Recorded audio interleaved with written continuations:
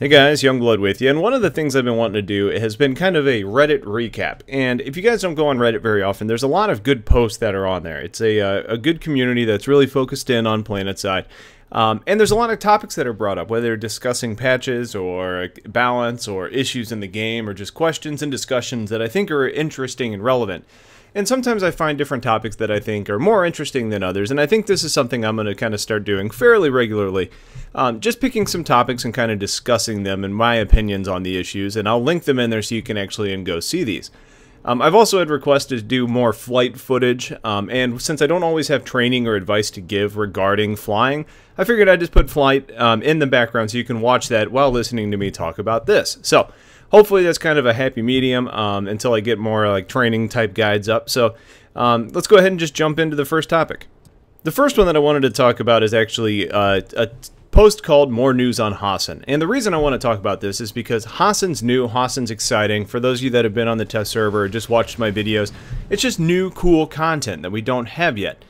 Now, this looks like it was a interview, or at least quoted from MMORPG.com, and it was a question posed to Higby: is Hossin still locked for May? And Higby's response was basically, it's on the test server, they're continuing to grow it, and I'm going to kind of paraphrase here, and you can read the whole thing, but Hossin's not totally completed. They want to make changes, they want to kind of do things that they did to other continents, specifically like they did with the Amarish and Esamir reworks and some of the bases that we saw in Indar. That being said, Higby and crew are recognizing that we want Hossin in the live server. So what they're planning on doing is actually putting Hossin out earlier than they planned on. And then, based on battle flow and different things that happen and bugs that we find or gameplay issues or balance or choke points, they're going to kind of make ongoing changes to Hossin. So there's not a real fixed time that they have listed for when this is coming out. They're saying the continent's in a very, very early stage, and we should see a lot of changes. However, they're going to release it earlier than expected. Now, I think this comes with kind of a certain give and take. They're recognizing what we want. They're recognizing that we want this continent out in the game. However, they're also, it's kind of with a take. You know, we need to be able to give them a little bit of leniency. We need to not gripe and bitch and moan. Giving constructive feedback is different, and I think we all need to do that because it is, they're acknowledging, a work in progress.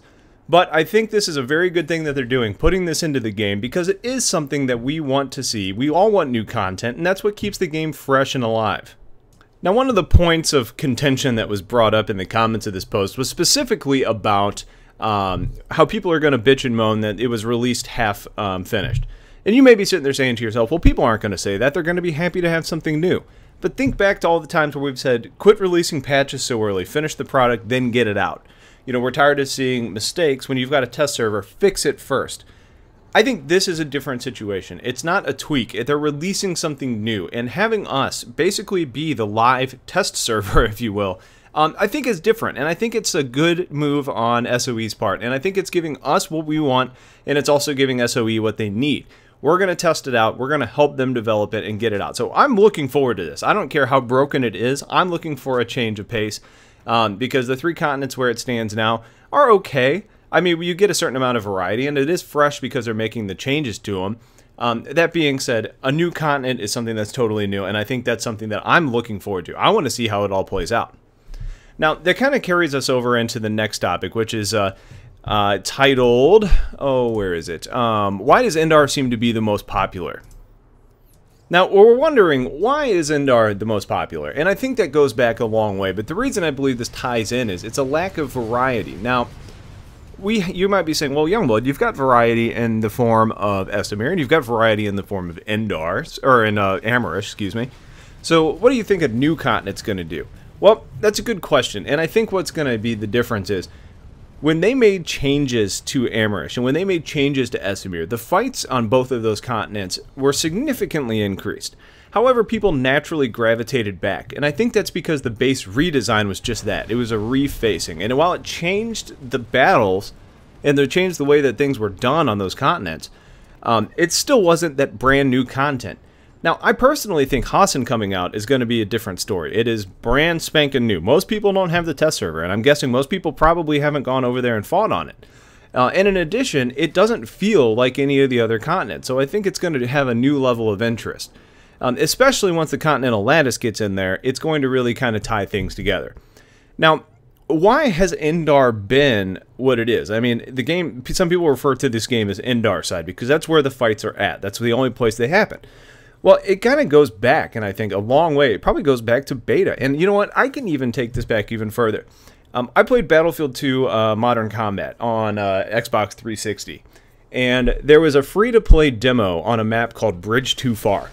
And after the game was released, it was damn near impossible to find a map that wasn't being, or a multiplayer game that wasn't being played on Bridge Too Far because players could vote on it.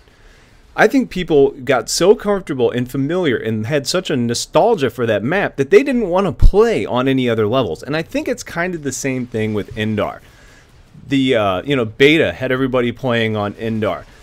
We saw that the Crown was the only place to find a good fight for a really long time, and there were stalemates for hours and hours and hours. I think it's ingrained into our collective culture that Indar is where the fights are at. So if you want to be in a battle and you want to stay in fights, you need to be on Indar. And I think that's something that the game and the meta game that's going to come with Continental Lattice is going to help to change.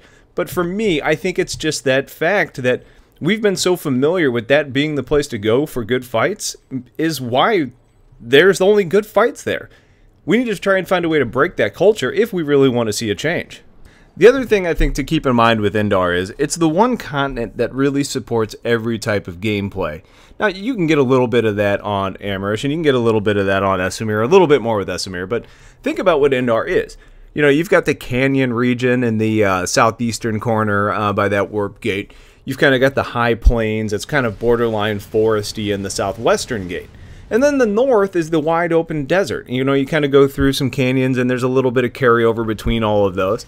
The bases also support combined arms. There's some bases that are very walled off. There's other bases that are just open. There's a lot of towers. There's open areas for tanks. There's, air is helpful, but it's not necessarily a requirement like it is on Amerish. It's probably just still the most it's probably the best map where you can be effective doing anything. And I think that's part of why people like playing on Indar.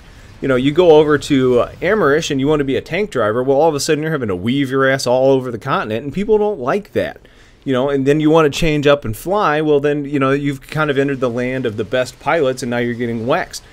Indar is just kind of the place where you can do just about anything. It's kind of the place where dreams come true, if you will.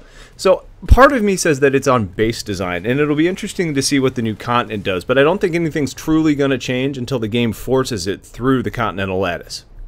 The third topic that I wanted to bring up isn't necessarily because I want to talk about it in depth. It's more because I want to raise attention for it. And when I did my Planetside 2 wish list, the one thing that I forgot to mention, and I put it in the comments, but I don't know how many of you guys actually read my descriptions, was I want the gate diffuser fixed. Gate diffusing into a base is one of the most exciting aspects of the game, but there is probably nothing more frustrating than turning on your gate diffuser and smashing into the gate and you not going through. Most of the time you get killed as a result. It's really frustrating. It's demoralizing for the people in your vehicle. Not to mention it's just a stupid bug. Well, Bestan actually seemed to figure out one way to actually that was actually causing this issue. And then on top of that, I'm going to butcher this, Bevenged, sure. In the same post, and he's linked, and he's the top comment, went through and actually did some really in-depth testing to really specifically figure out what was causing this to fail. So if you're like me and you want the gate diffuser fixed, go in and upvote this post. We want this to have the most visibility possible so we have the best chance of getting this fixed as possible. Even if you don't use the gate diffuser or don't really care, at least care about the game enough to a point where you want it to work well, and this is a bug that's been going on for way too long. And to have people that have figured out what's actually wrong with it is a really exciting aspect, and I think we can all, by raising attention on this, help to get this issue fixed and resolved in a timelier manner. The fourth topic of conversation was about the Vanguard shield, and this one's actually called an alternative to the current Vanguard shield. And if you guys don't know, it was in the most recent patch, but the Vanguard shield got nerfed a little bit. Now, if you're not an NC player, you're probably saying, sweet Jesus, it was about time. And if you're an NC player, you're like, they probably didn't need to go that far with it. So regardless of that, Indominata, actually a TR player apparently, decided to put up his alternatives on what he thinks could actually work for the Vanguard shield. So, for example, he said that a locked frontal shield might be fun, to where it's only on the front portion of your Vanguard. You can't turn your turret, kind of like a Mag Rider, and you need to be able to just rotate kind of by using your keys. I think that's an interesting thought. I'm not personally super crazy about that, but I like where his head's at. Another one that he actually had in mind was the rotating cannon shield, and this is a shield that is actually formed around your cannon, so it kind of follows the direction of your cannon. Again, another cool idea. I personally, I think what could have been done for the Vanguard shield that would have been a much simpler fix without having to kind of just do the simple, let's just tune this down, would have been to institute a short ramp-up time, kind of like we talked about for the heavies in the duality episode. And then, in addition, maybe you don't put the shield on the rear of the Vanguard. So, instead, you're not necessarily taking away its effectiveness, you're just making it so you need to be a little bit more tactical. Use it smarter. You know, you need to turn it on when you're, going to be engaged, and you can't be hit from the rear and expect to just hit the button and win. I think a change like that is probably a little bit more in line with what it actually did. Now, if you ask me, Youngblood, what do you think about the main battle tanks and the balance between all of their abilities? Well, the Vanguard definitely had the best ability. There's no doubting that. The Mag Burner is useful, but a little bit more situational, and the Prowler Lockdown is just brutal in most situations. There's some situations where it's obviously helpful, especially if you're talking about like spawn room camping. But I mean, those abilities are mediocre at best, and I think instead we should have seen new or improved abilities for the other factions instead of such a severe change to the NC. I'm not trying to be a homer, I want the other factions to be better, so please hear that for what it is. But I'm interested to hear, if you guys have alternative options that you would have liked to see happen, I'm curious what your ideas are on the Vanguard shield where it stands now, and what you would have done to change it. So that's pretty much it for this one. I'm going to kind of keep doing these, and as I kind of go through Reddit and flag these interesting posts, I'm going to, kind of keep an ongoing log, and I'll post these up every once in a while whenever I've got enough to do it. So hopefully you guys kind of find this interesting, because it's what I find interesting, and I'm curious to see what sort of impact it has on the game overall. Let me know your opinions on some of these things, specifically the ones that I kind of gave you the takeaways and questions on, and yeah, that's it for now. So stay tuned for more content, and I will talk to you guys later. Take care.